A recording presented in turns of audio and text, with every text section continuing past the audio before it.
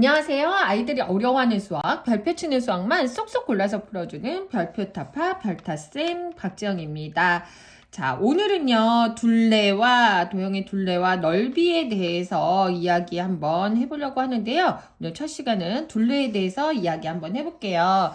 자, 이 내용은 이제 5학년 때 이제는 본격적으로 나오게 되는데, 5학년 6단원에서 아이들이 굉장히 싫어하고 어려워하는 그런 부분이에요. 근데 이 부분이 나중에 중학교 기하 파트에 직접적으로 연결이 되기 때문에 꼭 잘 알아둬야 되고요. 아이들이 둘레가 무엇인지, 그리고 둘레의 단위를 왜 이렇게 쓰고, 그리고 넓이 공식이 왜 이렇게 되는지, 이런 것들을 이해하지 못한다면, 암기한다면 이거 다 100% 이제 중학교 가서 새롭게 공부해야 되는 단원이 되거든요. 그래서 오늘은 어떻게 하면 이해를 쉽게 할지 다각형의 둘레에 대해서 이야기를 해보도록 하겠습니다.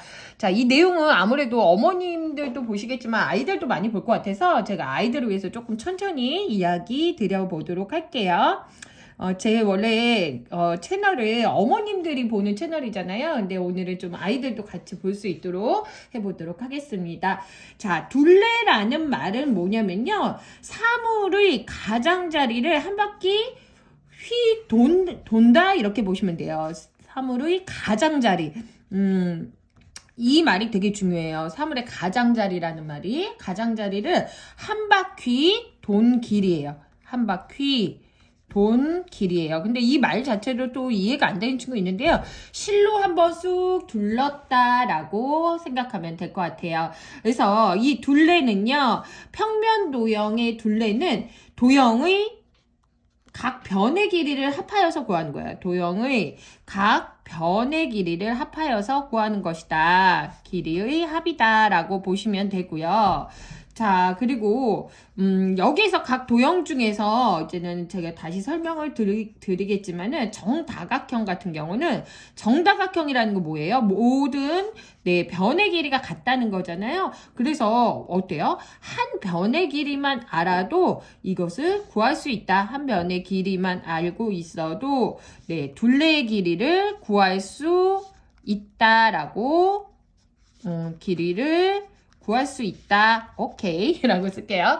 구할 수 있다 라고 보시면 좋을 것 같습니다. 그래서 둘레라는 말의 의미를 좀 정확하게 알아야지 아이들이 나중에 단위 자체를 어렵지 않게 쓰거든요. 그래서 한 바퀴 돈 길이고 각 변의 길이의 합이다 라고 보시면 돼요. 이 합이라는 말, 가장자리라는 말, 이런 거 좀 기억을 해주셨으면 좋겠습니다. 그럼 본격적인 이제는 둘레의 길이를 이야기 드릴 건데요. 일단 하나를 좀 먼저 말씀드리면, 아까 제가 말씀드렸지만 정다각형은 변의 길이가 모두 같잖아요. 그래서 한 변의 길이만 알면 둘레의 길이를 쉽게 구할 수 있어요. 예를 들어서 한 변의 길이가 6cm예요. 6cm인 정삼각형의 둘레의 길이를 구한다. 그러면은 이거는 어렵지 않게 구할 수 있죠. 길이는 6 더하기 6 더하기 6이겠죠. 그래서 6 더하기 6 더하기 6을 우리가 계산하기 힘드니까 무엇을 했어요? 이제 곱셈 구구를 활용했죠. 6을 3번 곱한 거다. 그래서 18이고요. 단위를 쓸 때 이렇게 가로를 쳐주는 센스. 그래서 6cm를 이렇게 둘렀다 그러면 되겠죠. 그래서 6 곱하기 3이라고 하면 되죠. 그렇다면 만약에 한 변의 길이가 6cm인 정오각형의 길이는 어떻게 구할까요? 6 곱하기 5가 돼서 30cm가 됩니다. 라고 해주시면 돼요. 그래서 한 변의 길이랑 변의 수를 곱하면 정다각형의 둘레의 길이를 구할 수 있다. 이 내용은 그렇게 어렵지 않을 거예요. 그 다음에 이제는 본격적으로 교과서에 나눈 부분을 보시면요. 직사각형의 둘레의 길이를 구하는 방법, 그리고 평행사변형의 둘레의 길이, 그리고 마름모의 둘레의 길이 이렇게 나오는데요.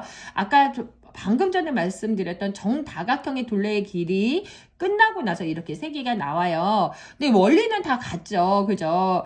네, 도형의 특징을 조금 쉽게 이해하면, 쉽게 구할 수가 있는데요. 자, 직사각형은요, 마주보는 두 변의 길이가, 마주본다 아시죠? 마주보는 두 변의 길이가 같으므로 둘레를 구할 때는 네 변의 길이를 모두 더해도 되지만, 가로랑 세로를 더한 다음에 거기에 두 배를 해도 된다는 거죠. 자, 마찬가지로 평행사변형도 마주보는 변의 길이가 같아요. 그래서 네 개를 다 더해도 되지만 쉽게 구하려면 가로와 세로의 길이를 구하고 곱하기 두 배를 해도 된다라고 보시면 될 것 같아요. 일단 이 두 개가 같은 사례니까 한번 제가 예를 들어서 풀어보도록 할게요. 자, 여기가 네, 7cm고요. 여기가 4cm예요. 그러면 마주보는 변의 길이가 같으니까 얘도 4cm겠죠? 네, 그렇게 작지 않죠? 그 다음에 여기는 7cm예요. 그래서 7 더하기 7 더하기 4 더하기 4 이렇게 아니면 뭐 7 더하기 4 둘른다고 생각하고 7 더하기 4 이렇게 해서 네, 22cm를 구하셔도 됩니다. 센티미터를 네 가로치고요.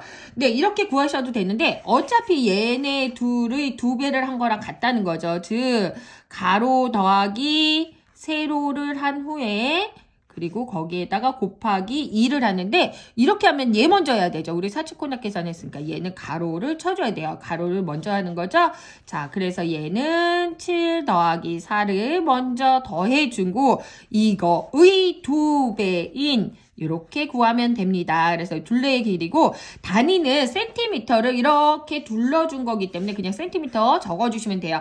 여기서는 당연하지 생각하는데 넓이 배우고 나서 아이들이 여기에다 제곱을 써야 돼요. 선생님 그냥 센티미터를 써야 돼요. 이렇게 물어보거든요. 그러지 않을 수 있도록 해주시면 되고 평행사변형의 둘레도 얘도 평행사변형 둘레도 얘도 마찬가지로 얘는 가로 세로라고 안 해요. 얘는 한 변의 길이라고 그러죠. 직각이 아니니까 한 변의 길이 더하기 다른 한 변의 길이를 한 다음에 그 다음에 이것도 뭐 해주시면 된다? 곱하기 2배 해주시면 된다는 거예요. 그러면 평행사변형의 둘레의 길이를 구할 수 있다는 거예요. 그 다음에 얘는 마름모예요. 마름모의 둘레. 자, 마름모의 특징을 한번 이때쯤 물어봐 주셔야 돼요. 마름모의 특징은 뭐예요? 네 변의 길이가 같다는 거죠. 즉, 정사각형과 마찬가지로 한 변의 길이를 알면 거기에 뭐를 해주면 돼요? 똑같은 게 4개를 더한 거니까 곱하기 4를 해주면 된다라고 보시면 돼요. 그래서 마름모의 둘레는 한 변의 길이를 알면 구할 수 있다. 정사각형이나 정다각형의 경우랑 같다고 보시면 되겠죠. 자, 이렇게 보시면 되고, 자, 이거를 막 굳이 공식으로 안 해도 돼요. 얘가 7이라면 얘 그냥 4번 더해줘도 돼요. 근데 자, 굳이 공식처럼 외우진 않았으면 좋겠어요. 네, 이렇게 해서 해주셔도 된다라고 보시면 될 것 같아요. 그죠? 자, 그 다음에 이제는 조금 어려운 부분 들어가면요. 복잡한 도형의 둘레에 대해서 이야기해요. 그래서 이 둘레의 길이를 어떻게 구할까? 그래서 약간 심한 문제, 이런 문제들이 나와요. 여기가 7칸이죠. 그래서 7cm이고,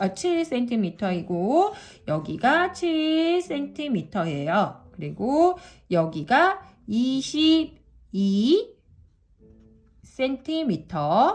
그 다음에 여기가 뭐 5. 이 정도 나와요. 자, 5cm예요. 그러면은 우리가 어느 길이를 알 수 있나요? 아이들한테 이런 문제를 풀 때 이 도형의 둘레를 구하라 그러면 알 수 있는 거에 조금 표시를 해주시라 그러세요. 우리 얘가 7이라면 이쪽은 네, 여기가 2cm인 거를 우리가 알 수 있죠. 그럼 여기는 몇이에요? 여기는 여기까지가 7이니까 7 더하기 10 15를 하면 22가 되죠. 15cm라는 걸 알 수 있어요. 그래서 얘를 구하는데 어떻게 구하나요? 7이 몇 개예요? 7이 하나, 둘, 네. 그리고 여기까지 할까요? 그냥 7이 2개 할게요. 그러면 7이 2개이고 더하기 15가 하나. 자, 그리고 그 다음에 2 더하기 5 더하기 22. 좀 복잡한 부분의 계산이죠. 자, 그래서 7 곱하기 2는 14죠. 이렇게 써주시고 이렇게 한 번 더 주시고 나서 저는 여기서 아이들 좀 지혜롭게 계산을 했으면 좋겠어요. 이거는 덧셈은 그 순서와 상관없잖아요. 누구랑 누구 먼저 더해주면 좋을 것 같아요. 그래서 여기에서 약간 20을 만들어주면 훨씬 계산이 수월하거든요. 그래서 여기에 20을 만들어주고 모든 걸 좀 더해주시면 아이들이 좀 쉽게 연산을 할 수 있다. 이거는 막 할 줄 알아도 연산에서 꼭 틀려. 네. 그래서 58cm라고 해도 되는데 제가 이야기 드리고 싶은 거는 얘를 조금 확장해 주시면 좋을 것 같아요. 얘를 무슨 색으로 써볼까요? 얘를 여기로 밀었어요. 제가 쭉. 자, 그리고 얘를 이렇게 밀었다고 쓸게요. 얘를 이쪽으로 쭉 밀었어요. 즉 얘는 어떤 그림이 되는 거예요? 이런 직사각형의 모양이 된다는 거예요. 직사각형의 둘레의 길이는 어렵지 않게 구할 수가 있잖아요. 그래서 여기 가로 더하기 세로, 즉 22 더하기 7 그리고 곱하기 2를 한다는 거예요. 그래서 58 cm 하고선 이렇게 가로 쳐준다. 자, 그래서 이렇게 조금 복잡한 둘레의 길이가 나오면 너무 고지고대로 이렇게 다 더하지 마시고 이렇게 조금 밀어줄 수 있는 거 잘 살펴본 다음에 알맞은 그 부분에 가상의 선본을 긋는 게 되게 중요해요. 이게 중학교 기하 파트에서도 되게 중요하거든요. 내가 보이지 않는 선을 그어서 문제를 해결해야 되는 부분이 있어요. 어느 부분에 선을 그어서 해결해야 되냐. 그래서 이렇게도 답이 나오고 이렇게도 답이 나오면 나는 이렇게 그냥 할 거예요. 이런 친구들이 있는데 이게 지금 저학년 때는 계산이 가능하고 쉽게 할 수 있을 수 있지만 이게 고등학교, 중학교 가서는 별로 도움이 되지 않는다라고 이야기해 주시면 될 것 같습니다. 자, 이제 다음 시간에는요, 둘레의 단위에 대해서 한번 이야기해 보도록 하겠습니다. 둘레의 단위랑, 자, 둘레의 단위, 넓이의 단위. 네, 그래서 넓이의 단위에 대해서 한번 이야기해 보도록 하겠습니다. 그래서 넓이 다음 시간에 만나요.